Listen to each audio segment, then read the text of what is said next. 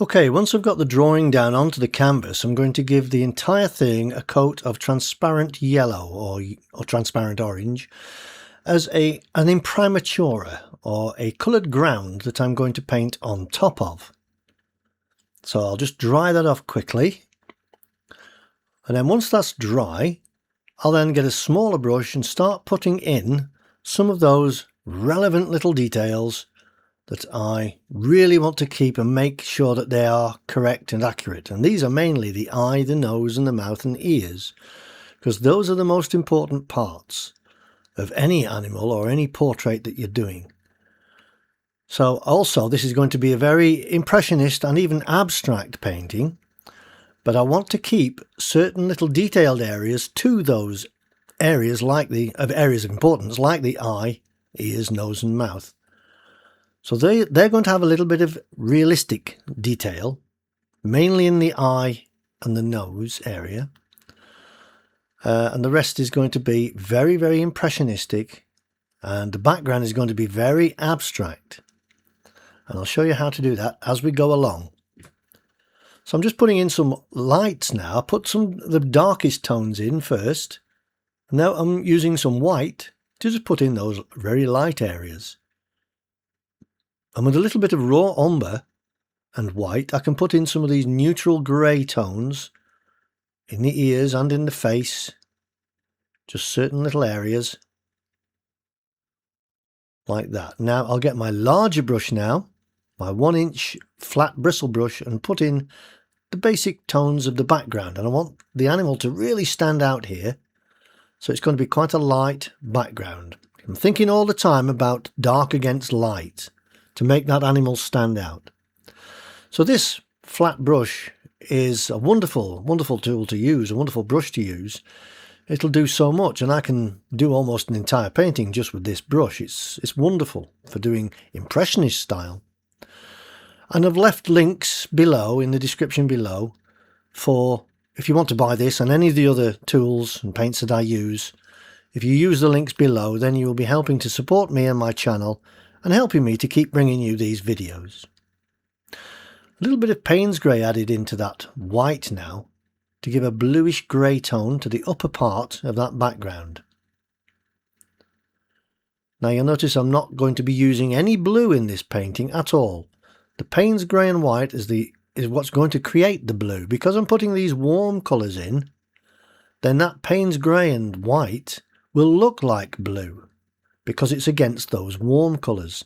So not only should you think in contrasts about light against dark, dark against light, you should also think about warm against cool colours and how they react against each other and interact. So putting some dark areas here now, and also put them elsewhere within the painting just to harmonise the tonal quality of the overall painting. A bit of burnt sienna now into the animal with a bit of raw umber now for the face area, and I'll blend that down into the body area, into that burnt sienna area as well, to blend that. And you can blend with acrylics if you learn to paint quickly and you paint without using much water, basically. So back to that Payne's grey and white. I'll have some more of those blue colours in there, and it's picking up a little bit of the colour in there as well now, because it's still wet, but giving me variations in that tone. And that's very, very basic at the moment. Very basic, but that's all I need at this stage. This is the first layer. I'll put some of those tones into the background as well. Now with this Catalyst painting tool, it's a silicone tool that I use to move the paint around, and it does wonderful things. It makes it look like oil painting, but also it creates these wonderful abstract marks and shapes, and I can blend and blur edges with it as well, because I don't want hard edges all around the animal. I can even paint with it, pick paint up off the palette and apply it onto the canvas. And while that part of the painting is wet, I'll just scratch my name into the bottom left corner. While it's wet, I can't do it when it's dry, so I can do using the scratching technique. But now that layer has dried, I've given it a few minutes to dry. I'm going to go over the same thing again, using the same colours or similar colours into that background. Now this time, because this is the second layer, it's going on much nicer in a smoother way because I'm painting over similar colours. Okay, so I'll add a little bit of yellow ochre into that just to warm it up as I come away from the animal, because I want it lightest behind the animal. So it's going to get slightly more colourful and darker as the further away it goes from the face. So like that. Okay, a little bit of orange into that now just to create a mid-tone there. I'm trying to remember to keep it light behind the right hand side of the animal to make it really stand out. There. I'll go a bit more with the colour as well, get really bright reds in there. And I'll just clean the brush off now, and I'll go into the Payne's grey and white and do the upper part once again to create a sky bluish colour, just using Payne's grey and white, and then blur and blend that down into the other colours below, and making sure that's light enough there. Put some more of the yellow ochre and white in there as well. Now with the silicone tool I'll move the paint around once again for the second time, and this time it blends and blurs even more nicely than it did before, and I can create these wonderful abstract shapes and pick up paint from the palette as well and paint with it. And once you do that now and drag it across, it produces these wonderful effects like that you cannot do with a brush. And I really enjoy using a brush like that, the silicone tool like that. Back to a brush now, and I'm putting in the Payne's grey area once again on the animal. I'll just keep going over these layers. It's painting in layers again. Layer upon layer. Do a layer, let it dry. Do another layer, let it dry. And that's how you build up a painting in acrylics, even in an abstract impressionist form. Even when you paint fast and you paint quickly, you can still paint in layers. I could do a painting all in one go, but it's nicer if you paint in layers, because there are areas that I want to do certain things on, and which you can only do with layering. So just putting some variety into those ears, some different tones into those ears, just to create that variety, so they're not flat colours. And I'll do the same with the rest of the animal and the rest of the body. It's got some little light areas as well, where the light is catching the lightest part of the fur, and where the bone structure raises it so that they catch the light more. So you need to know a little bit about animal anatomy. I don't say you have to be an expert, but knowing a little bit about the shape of a skull and the way the arms and the legs attach to the body are all very, very useful things and useful knowledge to have as an animal artist. So try and study those if you can. I'm putting some reds and warmths now into the body and then back into the ears. Now, again, I'll go over these with other colours later. Each layer is creating a level of interest. And once that layer is dry and I go over the top with another layer of little interesting marks, they all add to those previous layers. And that's the beauty of painting with acrylics. You can do it with oils, but it will take you days. You have to wait days for one layer to dry before you can do the next layer. But with acrylics, it only takes minutes. Or even quicker, if you use a hairdryer to dry those layers, you can paint immediately. Putting the darks of those ears back in now, those dark areas. Just using a large bristle brush for this. I'm not doing anything small at all at the moment. Leave that towards the end. So this is a flat brush, but it's a dagger brush. It comes to a point at one side, shaped like a dagger, and you can do lines with it, fine lines, and you can do flat tonal areas as well. So very, very useful brush to have. There's a few brushes that I like to use, and I always have with me and always have by me, and that's the dagger brush, the fan brush, and the rake brush. Also things like a liner or rigger brush as well. This is the rake brush, and has little fine lines or fine hairs coming out in like a comb, so that you can paint lots of little fine lines in one go. Very, very useful if you're doing realistic fur. I don't want to do realistic fur, so I'm keeping the brush strokes quite simple and impressionistic. I'm just basically working with the colour rather than the detail. Just little bits here and there added to create those little layers and levels of interest. I'll put some more into the face, just there. Okay, one or two in the ears as well. Some of the lighter areas will become dull as they dry, so you have to keep going over them until they're as light as you want them to be. You have to wait for them to dry before you go over them, though, if you want them to go brighter.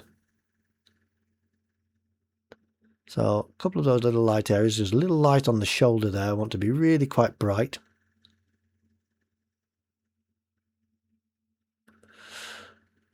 So, and I'm just adjusting the actual background behind the hair there subtly with this same rake brush, just to make it stand out, make those ears stand out now against that background, and just tidying them up basically. But you'll notice I've got the only hard edges I've got around the face and the head. The rest of it are blending and blurring almost with the background, especially on the left hand side. Putting a bit of colour into the ears as well there. Back into the lighter areas again, and I'm going to darken that edge up. Well, not darken it, but roughen it up a little bit by having a few stray hairs coming up, so the edge is a bit softer. It was a bit looking too hard edged, and I don't want that, the back of the hair of the head, to be too hard edged. If you have soft edges on an animal, it will direct your attention to those hard edges, which are going to be around the eye and the nose, basically, in this painting. So, putting some of those oranges back in now, and into that ear. I want the ear to look like it's glowing with light. The light is glowing through the ear. So that will develop as I go along.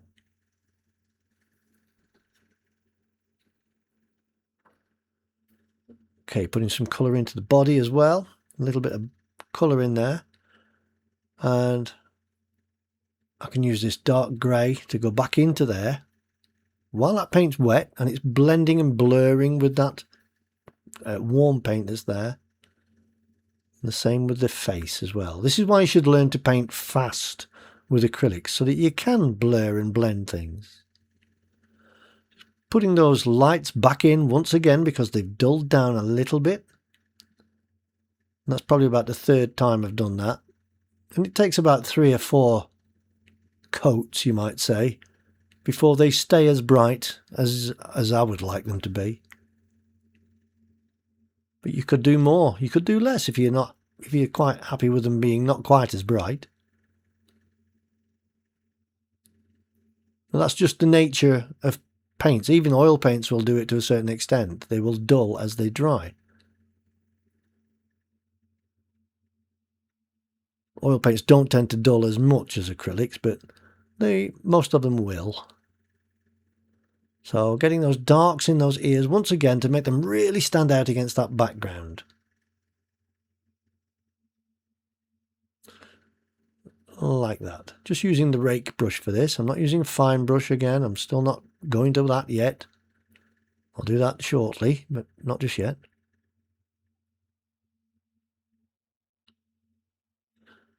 So just generally tweaking it here and there until It's how I want it to be. Now I can go in with the fine line brush and really tidy up these areas like the nose and its little mouth area. Now that really stands out now against that background. I'll do the same with the eye as well. I'll just delineate the actual shape of the eye so it's exactly right. And then I'll get some orange colour and I'll just put in the shape of the coloured area of the eye, and it's going into that wet Payne's grey there, so it's not quite bright enough yet. And now I'll get some Payne's grey and white to give me a bluey grey colour for the eye highlight, which isn't right at the top of the eye, it's just below, because there's a shadow area from the eyelid casting a shadow. Okay, I'll just put a little bit of highlight on the lower edge of that eye in the coloured area, and then I'll do the dark around it once again just to keep it accurate.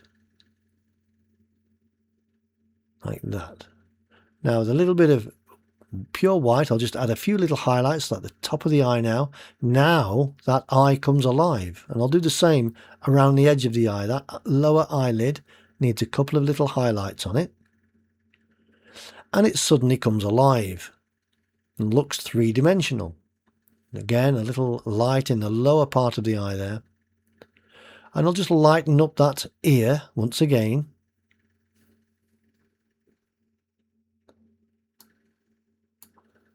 And I'm going to do some whiskers now. So your little spray of water will allow me to paint these very fine lines. You can't really do this on dry canvas. It has to be slightly damp. Not wet, but damp. It draws the colour off the brush, this liner rigger brush. I'll do the same with some light coloured whiskers where the light's just catching the whiskers on this side here. Like that. Then all I've got to do is apply a little bit of transparent yellow or transparent orange here and there, and then that will be the painting finished. If you have enjoyed this video and hopefully found it interesting and entertaining, please don't forget to give it a thumbs up and subscribe to my channel. Be sure to click on the little bell icon if you wish to be notified of my latest videos. I am always interested in your questions and comments, and I do try to answer every one of them. Hopefully I will see you on my next painting video, so until then, have a lovely day and happy painting!